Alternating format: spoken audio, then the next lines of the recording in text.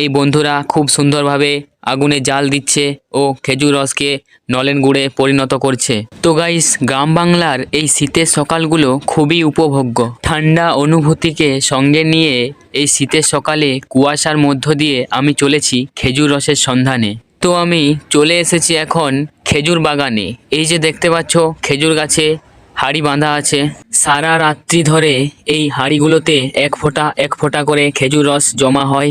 এই যে একবারে সামনে থেকে দেখো কিভাবে খেজুর গাছে হাঁড়ি বাঁধা আছে।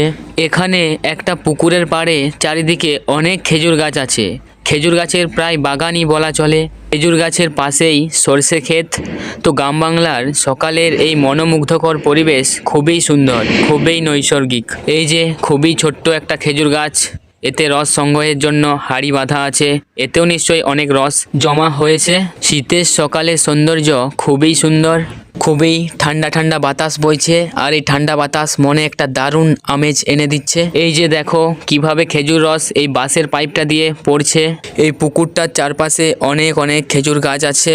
এরপর আমি এই খেজুর গাছটাতে উঠে একটা খেজুর রসের হাঁড়ি নিচে নামিয়ে আনবো। হাঁড়ি থেকে খেজুর রস গ্লাসে ঢেলে আমি টেস্ট করব। শীতের এই সকালে ঠান্ডা ঠান্ডা খেজুর রস, এটা পুরো কোল্ড ড্রিঙ্কসের মতো। সত্যি এটা দারুণ, এটা অসাধারণ, পুরো সেই স্বাদ।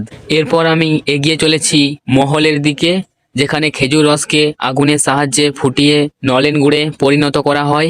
এখানে একটা ফিঙে পাখি হাঁড়িতে বসে খুব সুন্দরভাবে খেজুর রসে চুমুক দিচ্ছে।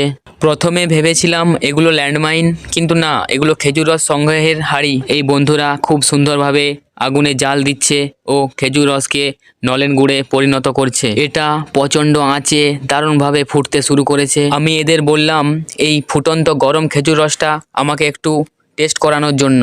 ওরা আমায় খুব সুন্দরভাবে পরিবেশন করলো। আর সত্যি এটা দারুণ খেতে, পুরো গরম গরম, অনেকটা চায়ের মতো সেই টেস্ট। তো বাই বাই, শীতের সকালটা আজ খুব সুন্দরভাবে উপভোগ করলাম।